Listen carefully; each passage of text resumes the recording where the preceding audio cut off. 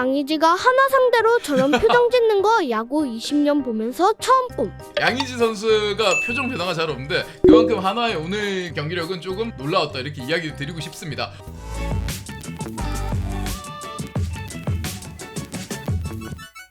자, 보기 신 영상 좋아요와 함께 또 시작해 볼 수 있도록 하겠습니다. 자, 그러면 데일리 야구 리뷰 오늘 지금 바로 시작하겠습니다. 한화 이글스의 와이스 그리고 두산 베어스의 잭 로그가 오늘 맞붙었고요. 5이닝 동안은 양팀 모두 점수를 주고받지 않았어요. 오히려 투수전의 양상으로 전개가 됐는데 이걸 완전히 바꿨던 건 한화의 발야구였습니다. 사실은 한화 팬분들이 이게 좀 놀라울 부분이 있을 거예요. 왜냐면 한화 이글스는 예전에 한화가 잘 나갈 때도 이렇게 도루를 많이 하는 팀은 아니었어요. 다이너마이트 타선, 뭐 예전에 장종훈, 김태균 뭐 이런 선수들이 있었을 때도 그렇고 항상 한화가 잘할 때는 오히려 홈런포로 이야기를 많이 했던 시기가 많았고 타격이 좋든 안 좋든 간에 도루를 많이 한 팀, 그런 전통적인 컬러는 아니었거든요. 근데 김경문 감독이 와가지고 뭔가 발야구를 좀 입히려고 했던 것 같아요. 왜냐하면 심우준 선수를 영입한 부분, 심우준의 수비 능력만큼이나 괜찮은 게 주루 능력 아니겠습니까? 이 부분, 그리고 역시 외국인 타자도 달릴 수 있는 에스테반 플로리얼을 뽑았는데 6회에만 노시환, 문현빈 2번 그리고 플로리얼, 이원석이 이렇게 도루를 5개를 만들면서 한 이닝 5개의 도루 신기록을 세우면서 한화 이글스가 잠잠하던 잭로그를 완전히 무너뜨리면서 경기의 분위기를 바꿨습니다. 타격이 안 되면 발이라도 뛰어야죠. 왜냐하면 사실 세이버 매트릭스 상으로는 도루하지 말란 얘기 나옵니다. 왜? 아웃이 될 리스크를 감수하지 말고 그냥 베이스에 붙어 있어라. 타격 혹은 이제 볼넷, 출루 이런 걸 모아야 된다. 이게 이제 세이버 상에서 그렇게 얘기하는 경우도 있거든요. 근데 한화가 지금 정석으로 풀면 결국은 팀 OPS가 꼴찌인 팀이기 때문에 결국은 뭔가 다른 부분을 보여줘야 된다. 이건 틀린 말은 아닌 것 같아요. 그래서 발약으로 오늘 두산을 무너뜨린 모습을 봤습니다. 도루 장면 한번 볼까요? 더블 스틸도 나오고 할 수 있는 발약으로 다 본 것 같습니다. 에스테반 플로리얼이 3루에 있는 상황에서 이제 1루자는 2루로 그리고 3루자가 홈을 가면서 더블 스틸 도루 2개가 나왔었죠. 자, 1루전 2루 그리고 그 사이에 에스테반 플로리얼이 홈까지 들어오는 그런 도루 2개가 먼저 나왔고요. 또 그 나갔던 2루 주자가 투구폼을 잃고 또 3루까지 갑니다. 이러니까 도루를 5개를 이렇게 만들어내는 모습을 보여주니까 양의지 선수가 멘붕이 오는 모습을 보여줬단 말이에요. 그러니까 문현빈이 도루 2번, 노시환 그리고 에스테반 플로리얼 이런 식으로 5개의 도루를 만들어냈기 때문에 이때 어느 정도 경기의 흐름은 완전히 바뀌었다. 왜냐면 와이스가 오늘 잘하고 있었기 때문에. 여러분들이 동의할 수도 있고 동의하지 않을 수도 있지만 저는 그렇게 생각을 합니다.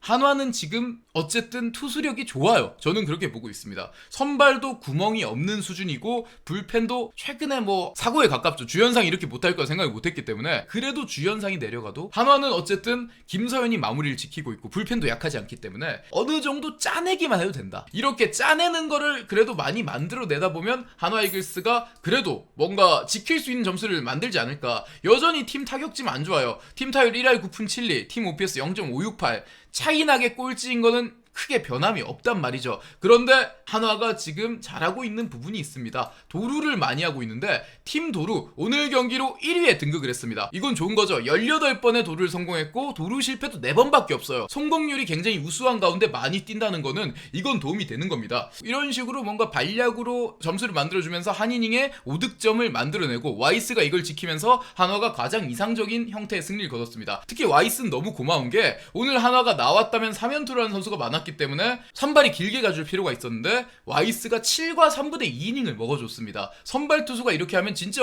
대전 예수가 맞겠죠. 이런 모습을 보여주면서 오늘 한화는 하고 싶은 걸 다 했죠. 위닝 시리즈도 가져가고 불펜도 아꼈기 때문에 내일부터 있는 주말 시리즈도 많이 기대를 해볼 수 있지 않을까 이렇게 이야기를 드리고 싶고요. 그리고 한화 타선의 뇌관이라고 할 수 있는 문현빈 선수 역시 기대를 안 할 수가 없습니다. 일단은 그거죠. 문현빈도 오늘 도루를 2개를 했는데 사실 발야구의 단점 중에 하나가 이겁니다. 아무리 뛰고 싶어도 1루에 나가지 못하면 뛸 수가 없습니다. 왜냐면 범타만 만들어지고 아웃이 되면 뛰고 싶어도 뭐 그냥 더가웃 밖에서 막 그 복도 뛰는 방법밖에 없어요. 베이스에 나가야 베이스 러닝을 할 수 있는 거죠. 결국은 어느 정도의 타격도 동반이 돼야 되는데 오늘은 문현빈이라든지 김태형 같은 선수들이 안타를 치면서 나가줬기 때문에 이런 기회도 만들어졌다는 생각이 듭니다. 결국 한화는 어느 정도의 베이스를 모으는 게 굉장히 중요하다고 생각이 드는데 문현빈 선수가 오늘 같은 모습을 보여준다면 상위 타선의 내간 역할을 해줄 수 있지 않을까. 그리고 에스테반 플로리얼도 잠시 잠실에서는 그래도 나쁘지 않은 모습을 보여주고 있거든요. 플로리얼이 이런 모습을 보여준다면 역시 발야구라도 좀 해줄 수 있겠죠. 에스테반 플로리얼도 5타수 1안타, 뭐 안타를 많이 친 건 아니지만 그래도 아예 1할 때가 안 되던 시기보단 조금씩 좋아지고 있으니까 아니 왜 키우는 거 같지 근데? 어쨌든 조금씩 단계별로 성장하는 그런 모습을 좀 보여주고 있기 때문에 조금은 더 기다려보면 좋지 않을까 이렇게 이야기 드리고요.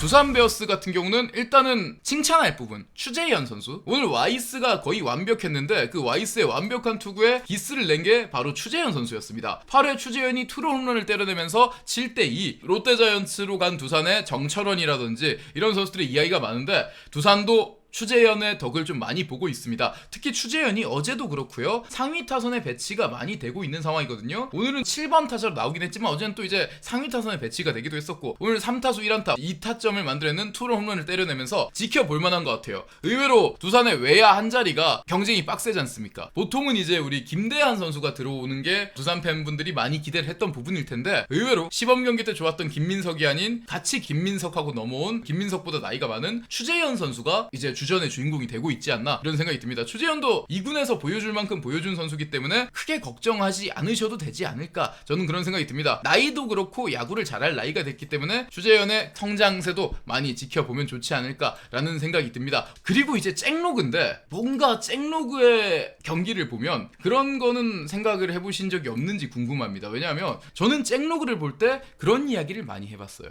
오늘은 이제 도루로 무너진 건 맞지만 항상 잭로그는 타선이 한 바퀴 돌고 두 바퀴 돌 때까지는 정말 괜찮아요. 그럼 보통 한 1, 2, 3, 4, 5회까지는 괜찮겠죠. 근데 세 번째 돌 때부터 급격하게 무너지는 그런 경향을 기록으로 보이고 있습니다. 물론 몇 경기는 안 한 건 맞지만 기록으로 보면 좀 티가 많이 나는데요. 일단은 잭로그의 동네 한 바퀴 타선 한 바퀴를 돌 때는 8과 3분의 2이닝을 던지면서 피안타율 2할 4푼 1위 POPS 0.609 나쁘지 않죠. 잘하는 거고 그러면서 이제 점수를 별로 안 주는 거겠죠. 그리고 타선 두 바퀴째 돌 때는 잭로그 선수가 10이닝을 돌면서 피안타율이 1할 5푼 6리 0.469 오히려 두 바퀴째 돌 때는 더 좋아요. 근데 타선 세 바퀴 물론 얼마 안 되긴 해요. 이닝이 가장 적기 때문에 표본이 안 되긴 하지만 4와 3분의 2이닝 피안타율이 너무 높아집니다. 4할 4푼 POPS는 당연히 더 높아지겠죠. OPS 0.921이 되는데 요거는 잭로그 선수가 레퍼토리가 읽힌다 이렇게만 보기에는 두 바퀴째는 너무 잘하거든요. 그러면 이거는 체력적인 부분도 좀 생각을 해봐야 되는 부분이 아닌가. 왜냐면 콜업인 만큼 어마어마한 경력을 가지고 온 선수는 아니기 때문에 이 부분은 이제 두산 쪽에서 체크를 해주면 좋지 않을까 생각이 듭니다. 이렇게까지 심하게 기록이 튈 경우에는 차라리 두 바퀴째 딱 끊어주고 잭로그를 6이닝만 활용하는 그런 방법을 찾는 것도 괜찮아요. 물론 두산이 불펜이 좀 약간 고생은 할 수도 있겠지만 어쨌든 두산은 불펜이 나쁘지 않기 때문에 실점을 덜 할 방법을 찾아본다면 이럴 때 그냥 최대한 안 던지게 하는 방향? 물론 뭐 여기서 세 바퀴째 돌 때 막 7대0 8대0 이렇게 이기고 있으면 그냥 가도 되겠지만 오늘 같은 접전 차면 차라리 여기까지만 가주게 하는 것도 나쁘지 않지 않을까 이렇게 이야기를 한번 드려보고 싶습니다. 어쨌든 잭로그도 괜찮은 선수 같아요. 그래서 오히려 사용법을 좀 더 생각해보는 것도 괜찮지 않을까 생각이 듭니다. 아무튼 그렇게 이야기 들으면서 7대2로 와이스 선수의 승리 투수 그리고 오늘 두산 상대로 잠실에서 위닝 시리즈를 가져갔다 이렇게 이야기 드리면서 두 번째 경기로 넘어가 보도록 하겠습니다. 두 번째 경기 NC와 KT 경기인데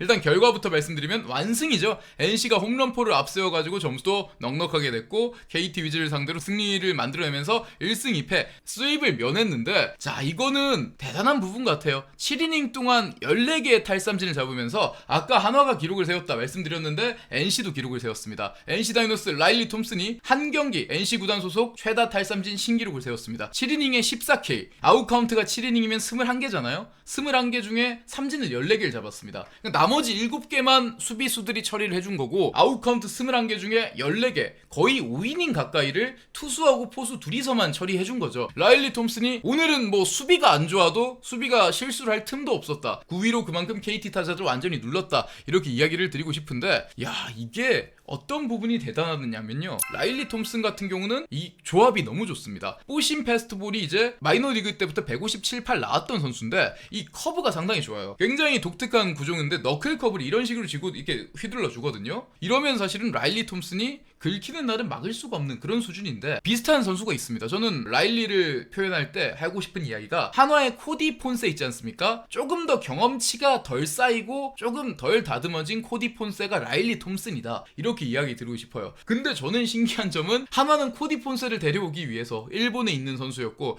스카우팅을 많이 했죠. 폰세는 사실은 KBO 리그 전체에서도 오래 지켜봤습니다. 작년에 삼성도 지켜보고 있었었고요. 근데 이제 NC 다이노스를 봤을 때 진짜 궁금한 그거죠. 폰세하고 비슷한 구종과 구위를 가지고 있고 좋은 완성도, 폰세보다 완성도는 조금 떨어지고 거친 면은 있지만 이런 친구를 도대체 마이너리그 5점대 평균 자책점을 기록하고 있는데 어떻게 찾았냐는 거죠. 사실 기록만 보면 평범이 아니라 좀 빠지는 선이잖아요. 결국은 구위를 보고 찾았다는 건데 가능한 일인지 다른 팀은 외국인 투수 잘 만들려고 잘 찾아보려고 정말 오랜 기간 어떻게 보면 기다려보고 체크도 많이 하고 심지어 손혁 단장 같은 경우는 리스크를 짊어지면서까지 선택을 했는데 실패하기도 하고 성민규 단장은 본인이 뭐 마이너리그에서 조금만 주면 데려올 수 있다 하더니 완전히 망해버리고 그러는데 NC는 어떤 픽을 하든 간에 좀 합리적으로 움직이고 있다. 이렇게 이야기를 드리고 싶습니다. 그래서 이걸 봤을 때 라일리 톰슨은 정말 다시 그런 사례가 될 수도 있을 것 같다. 메이저리그 수출 사례. NC가 우리나라에서 그게 제일 많거든요. 외국인 역수출. 루친스키부터 해가지고 패디, 카이라트까지 이어졌는데 연타석으로 또 터져가지고 네 번째 라일리 톰슨도 내년 시즌에 이러다가 메이저리그에서 보는 게 아닌가 이런 생각이 듭니다. 사실은 정말 무명에 가까운 MLB 한 경기도 안 뛴 선수가 KBO에서 성장을 해가지고 메이저리그에서 성공을 하는 그런 서사도 한번 기대해보면 좋지 않을까. 이 천장이 높은 것만큼은 분명하지 않을까 이렇게 이야기를 드리고 싶고요. NC 다이노스 같은 경우는 오늘 홈런 3방이 터졌는데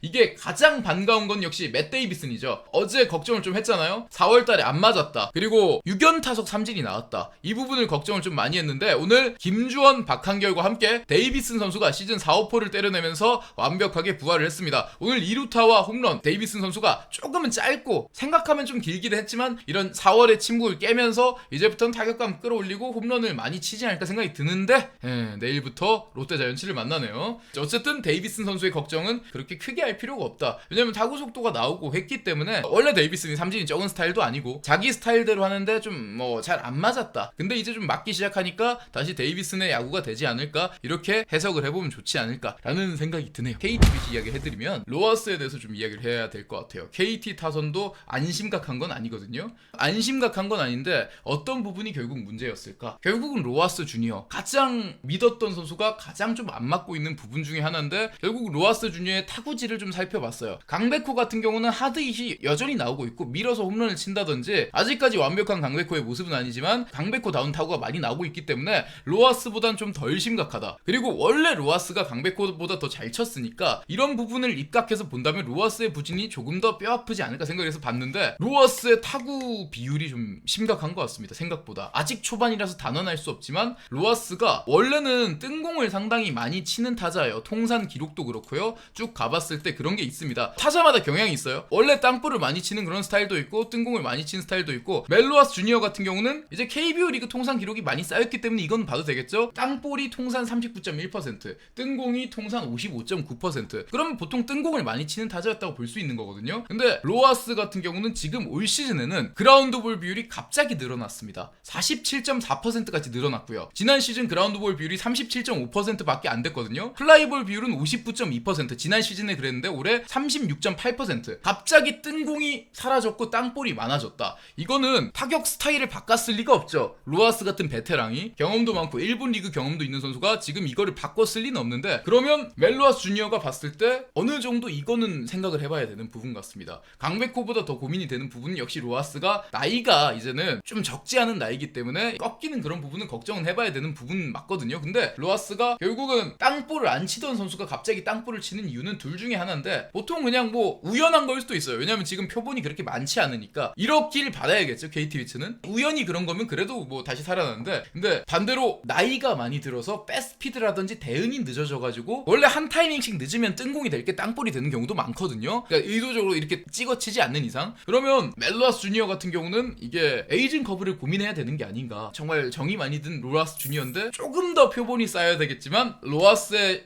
심각한 타격 부진이 생각보다는 고민을 해봐야 될 것 같다. 그리고 어쨌든 외국인 타자기 때문에 시즌 중이라도 좀 고민은 해봐야 되지 않을까. 이제 리스트업 정도는 해야 되지 않을까 이런 생각이 듭니다. 어쨌든 나이에는 장사가 없기 때문에 이 부분을 한번 생각하는 게 낫지 않을까 생각이 들고요. 롯데자이언츠와 기아 타이거즈 경기로 준비를 해봤는데 자 결국 오늘 롯데는 좀 힘들었던 상황이죠. 기아도 그렇긴 하지만 혈전을 벌이고 하면서 불펜을 모두 소모를 좀 많이 한 상황이었기 때문에 롯데도 좀 걱정이 됐는데 자 오늘 초반에 나승엽 선수가 윤영철 선수를 한 방에 공략을 해버리는 그런 모습 보여줬습니다. 주자가 2명이 쌓여있는 상태에서 풀카운트 3런 홈런을 때려내면서 이 경기를 그대로 가져왔는데 이름값 하는 것 같아요. 승엽이란 이름값에 어울리는 홈런 비거리였다 생각이 드는데 이 3런 홈런의 타구 화면으로 만나보시죠. 자 0대0에서 3대0을 만들어준 홈런인데 높은 공을 그대로 때려버렸고요. 걷어올려가지고 오른쪽에 사직구장 상단을 넘겨버렸습니다. 타격감이 상당히 좋죠. 지금 완전히 시원한 홈런 비거리였거든요. 지난 시즌까지는 나승엽 선수는 중장거리 타율이 좀 높은 중장거리 히터 뭐 이런 느낌이었는데 올해는 오히려 타율이 조금 떨어지더라도 홈런 개수가 훨씬 많아지지 않을까. 벌써 3번째 홈런이고 이렇게 대형 홈런을 쳤다는 거는 나승엽 선수의 홈런포 증가 이 부분에 대한 기대를 걸 수 있다. 지난 시즌보다는 적어도 훨씬 많이 치지 않을까. 지난해 홈런을 7개 쳤거든요. 벌써 3개를 쳤다는 건 올해 기대를 한번 해도 되지 않을까 생각이 듭니다. 지난 시즌에 비해서 좀 벌크업을 했다고 하는데 그 효과가 좀 나오지 않나 이런 생각이 들고요. 저러면서 윤영철 선수가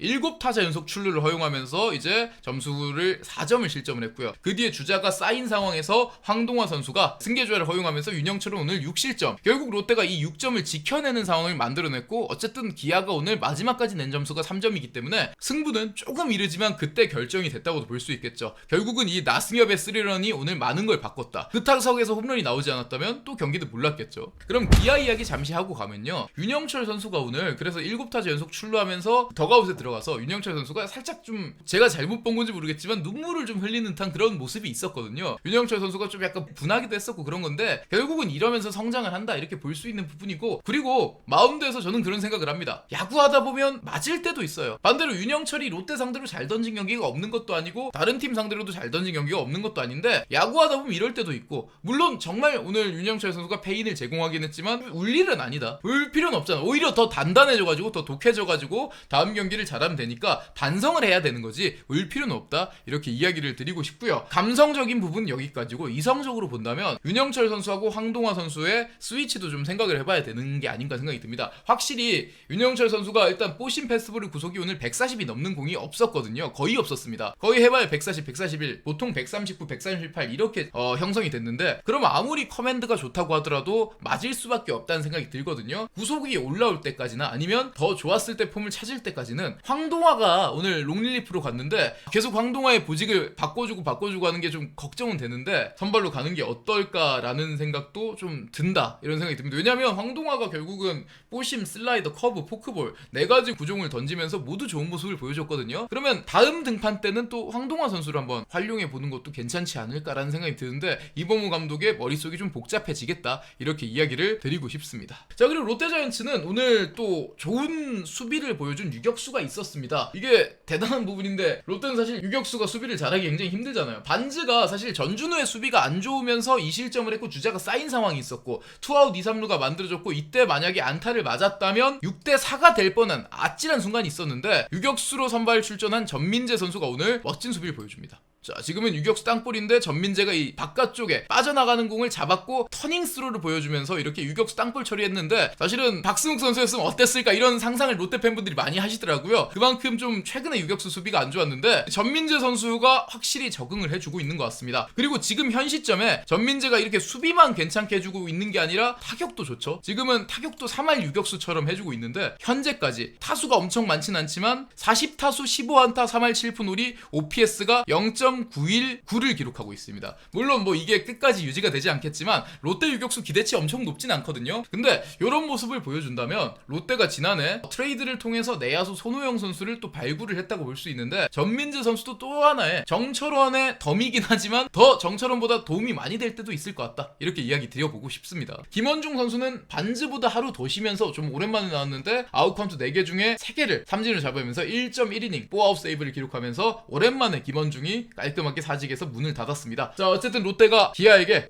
위닝을 내주긴 했지만 그래도 스윕을 당하지 않았다, 이렇게 이야기 드리면서 다음 이야기로 또 넘어가 보도록 하겠습니다. LG와 키움의 경기로 넘어가 보도록 하겠습니다. 임창규가 나오는 날은 LG는 연패를 할 수가 없을 것 같아요. 선발 요소에 좋은 선수가 너무 많습니다. 임창규가 나온 날은 똑같은 이야기를 드릴 수밖에 없는 것 같아요. 구종이 너무 다양하다. 근데 그 다양한 구종을 모두 스트라이크 존에 던질 수 있는 피칭 효율성을 가지고 있기 때문에 구속이 높지 않더라도 최고의 기교파, 야구 도사 이런 모습을 보여주고 있기 때문에 매경기 어쨌든 효율적인 투구를 할 수밖에 없다, 이렇게 이야기 드리고 싶어요. 이제는 임창규를 정말 믿고 쓰는 카드, 아니 리그 넘버원의 투수를 한번 도전해볼 수 있는 그런 선수가 되고 있는 것 같고요. 9위를 떠나서 이렇게 다양한 구종 완성도를 보여준다면 임창규는 아마 믿고 쓰는 카드로 계속 갈 수 있지 않을까, 이런 생각이 들고요. 이래서 연패가 없는 거죠. 선발진 자체에 손주영, 치리노스, 임창규 이렇게 요소에 좋은 투수가 있기 때문에 이 팀은 연패를 하려고 해도 하기가 정말 어렵다. 왜냐면 어제 진날 손주영이 나오나? 아니면 어제 진날 임창규가 나온다, 이렇게 되면 사실은 이 경기는 질 수가 없게 전개를 해주고 있기 때문에 LG 같은 경우는 연패가 없는 팀이 되고 있습니다. 아직 2연패도 안 하고 있는데, 저는 연패를 밥 먹듯이 한 팀도 있는데 이렇게 연패를 한 번도 없이 가면 정말 무난하게 정규 시즌 1위를 하지 않을까 생각이 드는데, 아직 초반이긴 하지만 LG가 정말 좋은 페이스, 이 팀이 구멍을 안 보여주고 있다, 이렇게 이야기를 드리고 싶고요. 자, 그리고 오늘은 임창규보다는 이 선수 이야기를 좀 해보고 싶어요. 왜냐면 송찬희 선수인데 LG가 정말 우타자가 터지는 꿈이 좀 많지 않습니까? 이상하게 LG는 좌타자 라인은 예전부터 이병규, 박용택, 김재현 이렇게 좋은 선수들이 정말 많고, 요즘에도 나온 선수들 보면 문보경, 홍창기, 문성주, 오지환 다 좌타인데, 정말 신기한 게 오른손 타자는 자체팜에서 별로 안 크고, 의외로 이제 LG가 기대했던 타자들이 다른 팀으로 가가지고 우타자들이 터져버리고 이런 경우가 많았는데, 송찬희 선수가 그 꿈을 이뤄줄 수 있지 않을까 생각이 듭니다. 오늘 하영민에게 선제 3런을 때려냈던 송찬희의 3런 장면이에요. 하영민 선수의 공을 그대로 잡아당겨가지고 이미 걷어올리는 스윙이 지금 장착이 돼 있는 것 같습니다. 깔끔하게 3런 홈런을 만들어냈고, 그 다음 타석에서도 안타를 때리면서 4타점. 오늘 타자 중에는 가장 좀 눈에 띄었던 선수다, 이렇게 이야기 드리고 싶습니다. 이제는 송찬희 선수가 시범 경기에만 잘하는 그런 부분을 벗어 던지고 당당한 주전이 되지 않을까. 그리고 어쨌든 LG 트윈스가 현재 좀 불안 요소로 갈 수 있는 부분은, 이제 물론 홍창기, 문보경 같은 선수들이 있긴 하지만 좀 나이가 많은 주전이 많잖아요. 김현수를 이어받을, 계속해서 꾸준하게 주전으로 나올 선수가 필요한데 송찬희 선수가 이 자리에 들어가지 않을까, 이렇게 이야기를 드릴 수 있을 것 같습니다. 이제 송찬희 선수는 꾸준하게 레귤러 멤버가 되지 않을까. 우타 거포 자원이 하나 더 나온 것 같다. 문정빈 선수보다는 조금 그래도 송찬희가 나이가 있어서 그런지 몰라도 진도가 더 빠르지 않나, 이렇게 이야기를 드리고 싶고요. 그리고 LG는 이야기할 부분이 그렇게 많진 않아요. 왜냐하면 오늘 LG의 아쉬운 점이 뭐였나요 하면 항상 별로 없는 것 같고요. LG의 좋은 점, 늘 뭔가 복사 붙여넣기 같아요. 오늘 손주영이 너무 좋았네요. 임창규 선수가 오늘 또 다양한 구종으로 상대를 압도를 했습니다. 그리고 치리노스가 9위가 참 좋습니다. 여름에 더 좋아질 것 같습니다, 이렇게 이야기하고, 타자 쪽에서는 오늘 계속해서 쉬지 않는 오스틴의 멀티 히트, 그리고 김현수 선수가 최근에 좋습니다. 김현수가 3할 오픈 1, 2까지 타율을 끌어올렸죠.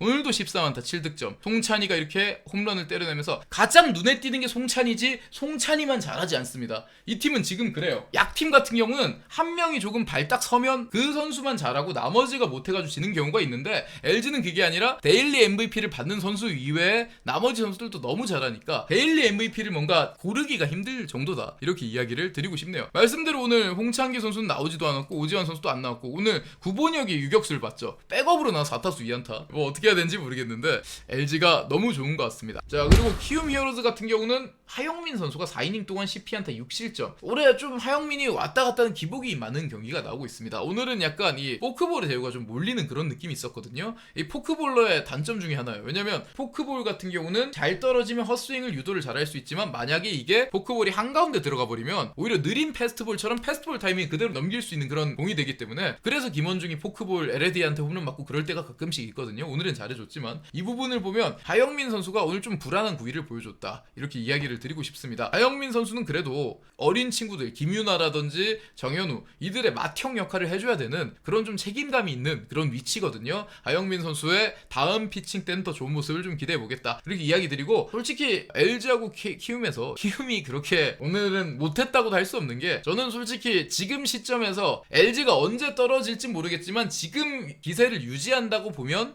1승 2패면 나쁘지 않게 방어한 거다. 왜냐면 거의 다른 팀은 스윕을 뺏어버리고 이래 피해버리니까 키움이 나쁘지 않았다 이렇게 이야기 드리고, 카디네스도 빠졌으니까 어쨌든 이 부분을 생각해보면 키움은 나름대로 선전하지 않았나. 그리고 또 말씀드리면 카디네스가 돌아오기 전까지 버티기지 않을까 이렇게 이야기를 드리고 싶습니다. 삼성 라이온즈와 SSG 랜더스, 오늘 김광현과 원태인의 신구 선발 에이스 맞대결 정말 재밌게 지켜볼 만한 경기였고요. 좋았어요. 2위 싸움인 만큼 정말 삼성하고 SSG가 진짜로 중요한 경기였다고 생각이 들고요. 분수령에서 정말 삼성하고 SSG가 에이스 김광현과 원태인의 맞대결이었기 때문에 위닝 시리즈를 가져갈 팀이 마지막까지 정해지지 않는 정말 재밌는 경기였다 이렇게 이야기 드리는데, 자 오늘 사실은 이 경기 먼저 점수를 준 것도 원태인이었고 김광현보다 원태인이 먼저 흔들흔들 거렸던 것도 사실이거든요. 한유섬과 고명준의 연속 안타, 고명준의 장타가 터지면서 무사 2, 3루, 이지영 선수가 내야 땅볼 1타점을 만들어내면서 1대0을 만들어냈죠. 그리고 원아웃 3루였는데 제가 오늘 SSG의 페인을 분석하자면 도망갈 수 있는 찬스가 많았어요. 원아웃 3루에서 이제 SSG가 도망갈 수 있었는데 거기서 또 박성훈, 오태곤이 범타, 3회에도 주자가 쌓였고 계속해서 주자는 쌓였습니다. SSG 타자들이, 그러니까 오늘 랜더스는 11안타 2득점, 분명히 원태인을 조기에 무너뜨릴 찬스도 있었습니다. 득점 이닝 때도 더 많이 갈 수 있었고 다음에도 말루가 있었고 주자는 계속 득점권에 쌓이는데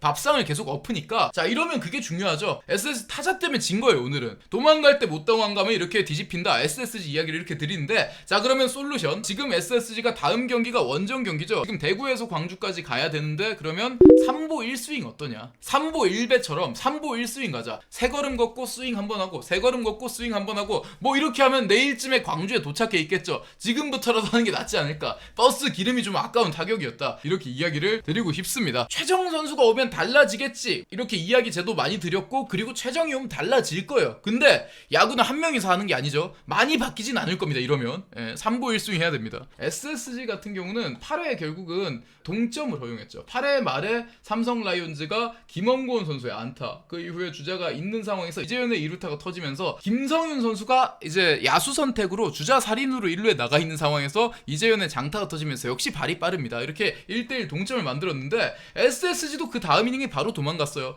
9회 초에 SSG가 이제 오태곤의 2루타 그리고 번트 이후에 임창민 선수, 바뀐 투수 임창민 선수에게 이제 3루 땅볼이었는데 오태곤이 또 멋진 주루를 보여주면서 홈 접전 끝에 세이브 상황 2대1을 만들어냈고요. 저는 사실은 이제 이 시점에서 아마 제가 롯데 경기를 중계를 하고 있었기 때문에 소식을 들었는데 이대로 끝나지 않을까, 2대1에서 그대로 가지 않을까 생각이 들었는데, 근데 조병현 선수를 잡아냈습니다. 이 부분이 상당히 극적인 부분이었는데, 조병현이 김영웅 잡고 강민호에게 안타를 맞았는데 원아웃 1루에서 강민호가 나갔죠. 강민호가 나가면 어떻게 되겠습니까? 마지막 9회니까 한 점 차 2대1로 지고 있으니까 당연히 양도근 대주자가 나올 수밖에 없는데, 자 여기서 디아즈 선수의 라인 선상으로 떨어지는 좋은 타구가 터지는데, 저는 이거 양도근 선수가 정말 간절한 주루 플레이 멋있었다고 생각이 듭니다. 이 동점 상황 한번 또 타구를 좀 보면 좋을 것 같아가지고 한번 보겠습니다. 디아즈가 이렇게 2대1 상황에서 자 잡아당겼고요. 이건 친 디아즈도 잘했어요. 디키넌이 아닙니다. 근데 자 양도근 주루 보세요. 여기서 3베이스를 가줍니다. 저는 이런 이야기 드리고 싶어요. 득점은요 할 수 있을 때 해야 돼요.